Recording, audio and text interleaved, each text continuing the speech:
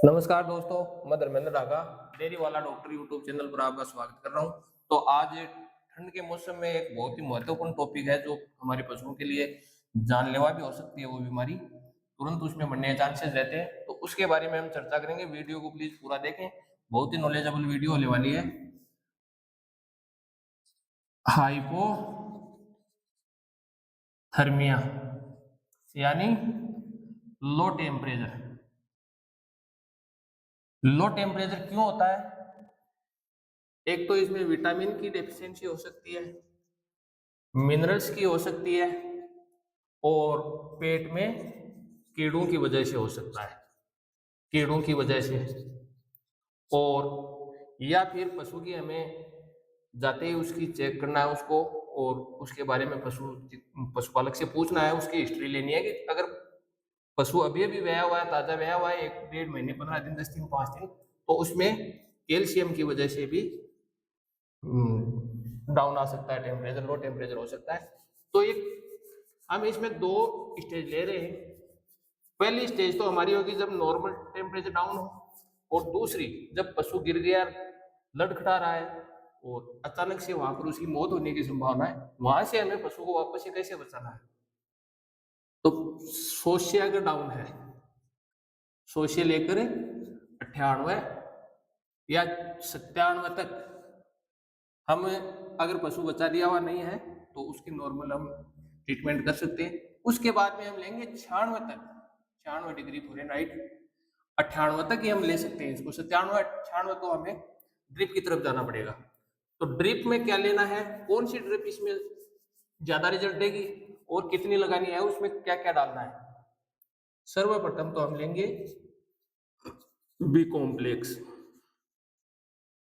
यानी बेलामेल लेना है 10 ml। 300 किलो की बात चल रही है, 300 केजी के पशु के हम इलाज की बात कर रहे हैं। उससे अगर ज्यादा है वजन तो आप उसकी डोज बढ़ा सकते हैं, और कम है तो उसकी घटा सकते हैं। 10 ml इंट्रामस्कुलर जीट, 10 ml इंट्रामस्कुलर, समझ रहे हैं इतना। ये एक इंजेक्शन में मिला के आपको 10-10 ml दोनों को 300 केजी के पशु को जाते ही लगा देना है। उसके बाद में हम आगे लेंगे इसमें, अगर नर्वाइकल सिम्टम आ रहे हैं पशु में, तब तो हमें ट्राइबीवेट से काम चलने वाला नहीं है, वरना हम ट्राइबीवेट ट्राइबीवेट 15 से 20 ml इंट्रामस्कुलर। यहाँ नॉर्मल ट्रीटमेंट कर रहे हैं तो इंट्रामस्कुलर ले सकते हैं, वरना ये आदमी को तो आईवी भी आते हैं। ट्राइबीवेट लगाई दिया। अब लेना है हमें टोनोफॉस्फोन। टोनोफॉस्फोन फास्फोरस का इंजेक्शन हो गया, वही 15 से 18 ml इंट्रामस्कुलर। दूसरा हम लेंगे मेलोनेक्स। मेलोक्सिकाम आता है ना प्लेन, पैरासीटामोल और मेलोक्सिकाम दोनों आते हैं उसमें। एक इंजेक्शन में जो मेलोनेक्स प्लस आता है उसमें, तो वो हमें यहाँ पर डाउन है टेम्परेचर, पैरासीटामोल की वैसे ही जरूरत नहीं है, तो क्यों बर्डन करिए पशु को बिना काम बिना। मेलोनेक्स 15 से 18 ml इंट्रामस्कुलर। ये पशु की कंडीशन के हिसाब से ओडी भी दे सकते हैं और बीडी भी दे सकते हैं। इसमें एक स्पेसिफिक इंजेक्शन आता है हाइपरथर्मिया और हाइपोथर्मिया का, जो कि आयोडाइज आता है। टेम्परेचर अगर बढ़ गया पशु का तो भी लगा सकते हैं, और डाउन है तो भी लगा सकते हैं। आई पर एच, आई पर एच आता है जिसमें विटामिन ए आता है और आयोडीन। आयोडीन ये दोनों कंपोजिशन आते हैं इसमें, तो ये अच्छा रिजल्ट देगा आपको। आई पर एच हमें कितना लगाना है, 5 ml 300 kg पे। ये सबकट लगाना है, सबकट ही इसको लगाना है। अब यहाँ तक तो आपने देख लिया, वहां तक तो वो जो चारों चीजें नॉर्मल टेम्परेचर डाउन हुआ है वहां पर अच्छा रिजल्ट देंगे आपको।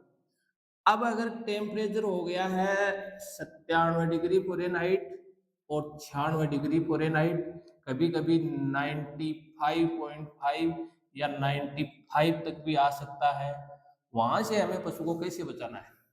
पशु गिर जाएगा, लड़खड़ाता रहेगा, बेचैन हो सकता है, तो वहां पर हमें घबराना बिल्कुल भी नहीं है। जाते ही ड्रिप की तैयारी कर लेनी है, और ड्रिप के पहले आपने जाते ही वो जीट और बेलामाइल तो जाते ही लगा देना है उसको 10-10 ml। उसके बाद में ड्रिप में हमें क्या लेना है, इसमें डेक्स्ट्रोज ही लेना है। अगर पेट की उसकी आपने अच्छे से जांच कर लिया, हाइपोथर्मिया कन्फर्म है, टेम्परेचर डाउन हुआ उसका, डेक्स्ट्रोज में हम ले रहे हैं, कोई तो लेता है 5%, कोई लेता है 10% और कोई लेता है 25%, है ना। तो ये 100 ml की बाइल आती है, ये 500 ml की 500 ml की लेनी है हमें, 1 लीटर वाली नहीं लेनी है। क्यों नहीं लेनी है वो आगे बताऊंगा। डेक्स्ट्रोज ले लिया हमने। अब इसमें जो हमें आराम से मिलता है और आराम से काम में लेना है, डीएनएस 500 ml की गुणा 2, और दूसरी लेनी है हमें रिंटोज 500 ml की 2। यहाँ पे 500 ml की क्यों लेनी है, क्योंकि हमारे पास 4-5 इंजेक्शन है, तो वो हम आराम से एक एक बोतल में 500 ml वाली में एक डाल देंगे, तो रिएक्शन की आपको दिक्कत होने वाली नहीं है इसमें। पहली बोतल में हमें जाते ही मिकोवेट एक्सल 10 से 15 ml आईवी कर रहे हैं हम, तो आईवी लगाना है। दूसरा हमें लेना है सोडियम एसिड फास्फेट का, यानी यूरिमिन इंजेक्शन लेना है हमें 15 से 18 ml आईवी। हो गया। अब आपके पास में अगर मेलोनेक्स नहीं है, ये मिकोवेट एक्सल नहीं है, तो आप उसकी जगह ट्राइबिवेट ले सकते हैं। और दूसरा आपके पास अगर हुमन का मिल जाए आपको, एक आता है ऑप्टीन्यूरोन, ये आराम से जरूर देखना आप। ऑप्टीन्यूरोन 3 ml के एम्पुल आते हैं, और 300 kg आपके पशु का वेट है तो उसको 21 ml 7 एम्पुल लगा देने। रिजल्ट वाइज आप इसको देखेंगे कि इससे भी ये अच्छा काम करेगा, ये मिकोवेट एक्सल से भी। हो गया। ये भी नहीं है आपके पास, ये भी नहीं है और ये भी नहीं, न्यूरोकाइंड प्लस या न्यूरोक्सीमैब, न्यूरोकाइंड प्लस, वही डोज 15 से 18 ml आईवी। हो गया। ये इतना ट्रीटमेंट देख लिया आपने। अब इससे आगे दूसरी ड्रिप में हमें क्या डालना है, दूसरी ड्रिप में हम डालेंगे मेलोनेक्स प्लेन ही डालना है, प्लस नहीं डालना है। 15 से 18 ml आईवी। हो गया। दूसरा काम हमें करना है काल्बोराल। ड्रिप हमें चारों लग गई हमारी। काल्बोराल हमें देनी है, गर्म करके देनी है, स्लो आईवी देनी है, कोई दिक्कत नहीं है, आराम से दे सकते हैं आप। इसमें अगर टेम्परेचर डाउन हुआ है तो इसमें आप माइफेक्स भी ले सकते हैं, है ना।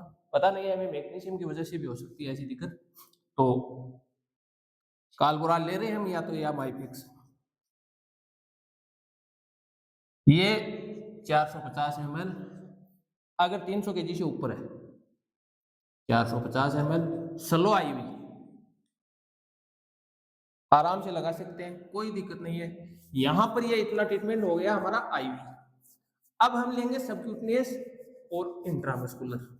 उसमें जो खास इंजेक्शन है हमारा वो है, या तो हम लेंगे I/H, जिसमें विटामिन ई और आयोडीन आता ही है, 5 ml सबकट। या आपके पास में V5 है ना, मजा आ जाएगा ट्रीटमेंट का। क्यों? क्योंकि इसमें आयोडीन तो है ही, vitamin E D, vitamin AD3EH, vitamin AD3EH, और आयोडाइज ये आता ही है, समझ गए आप, आयोडाइज। तो आयोडाइज ये है, अगर 300 kg से ऊपर है पशु का वजन तो 10 ml लेना है, और इंट्रामस्कुलर ये लगेगा। ये आई प्रेस तो लगेगा, इंट्रामस्कुलर भी आता है, लेकिन सबकट ही हमें लगाना, रिजल्ट वाइज अच्छा मिलेगा, कोई एलर्जिक की दिक्कत भी नहीं होने वाली है। हो गया यहाँ तक, कोई दिक्कत नहीं है ना आपको? तो अब इससे आगे एक इंजेक्शन हमें और लेना है, तो वो होगा हमारा स्टिमुलेट जिंक, कॉपर और मैग्नीज, ये इसमें होंगे कंपोजिशन। एक और है इसमें, शायद कौन सा है, तो इसको कितना लेना है स्टिमुलेट को? 1 ml 100 kg पे, 100 kg बॉडी वेट पे लेना है और सबकट ही लेना है। आई पर एच भी सिंगल डोज है, एक बार ही लगाना है, और स्टिमुलेट भी सिंगल डोज है, एक बार ही लगाना है, और जो मैंने V5 बताया था वो भी सिंगल डोज है, एक बार ही लगाना है। बाकी का ट्रीटमेंट आप उसकी कंडीशन के हिसाब से ओडी यानी वंस ऑफ डे या बीडी 22 ऑफ डे, दिन में 2 बार भी कर सकते हैं अगर कंडीशन उसकी ज्यादा खराब है, सुबह और शाम, या कंडीशन आपको नॉर्मल लग रही है तो एक बार से भी काम चला लेंगे।